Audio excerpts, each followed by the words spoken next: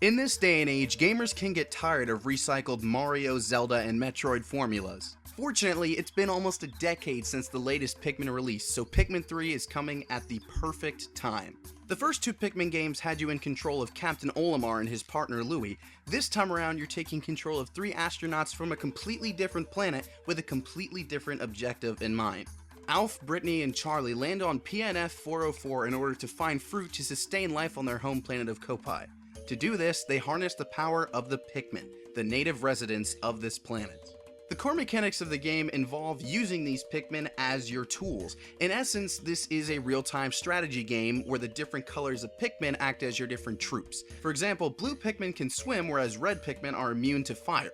Learning how to use these different types of Pikmin for the appropriate situation is very key to understanding this game. But at the same time, it's not that high of a learning curve. Pikmin has always been an accessible game for all ages, so while kids can definitely play and enjoy this, there's definitely a layer of depth for those who want to really get into the core of how a Pikmin game works. Part of that revolves around the fact that you don't need to collect every single piece of fruit to play this game. However, more hardcore players are going to do that, and they're going to be rewarded with more in-depth challenges and trickier puzzles as they try to collect every piece of fruit.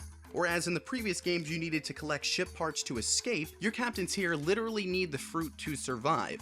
At the end of every day, your captains consume one container of juice. But don't worry, you're never really going to run out of juice. You're always going to have more than you need, which again ties into the fact that this game is definitely kid-friendly. Now, if using the Pikmin as tools to complete challenges and take down enemies and explore sounds like an old hat for the Pikmin series, it is. However, since it's been 9 years since a release in the series, having a little bit of familiarity does not hurt.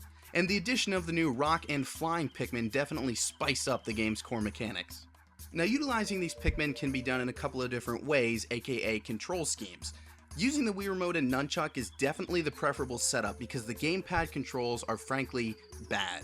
The Wii Remote and Nunchuck setup, which was the setup that was used for the re-releases of the first two games on the Wii, is absolutely the best way to go here. However, even when using those, you still need to use the gamepad as well because it actually acts as an in-game map.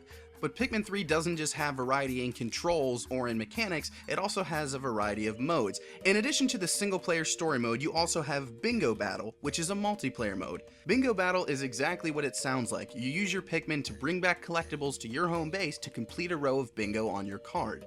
It's a really enjoyable mode and a blast to play with friends, but unfortunately, those friends are going to have to be in the same room as you. This multiplayer does not have any online components.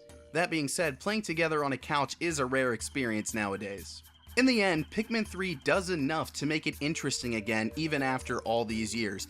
In fact, it's probably due to the fact that we haven't had a new Pikmin game in so long that this feels so refreshing. Pikmin 3 is exactly what the Wii U needs right now, and the Pikmin series as a whole continues to be the most accessible RTS series ever created.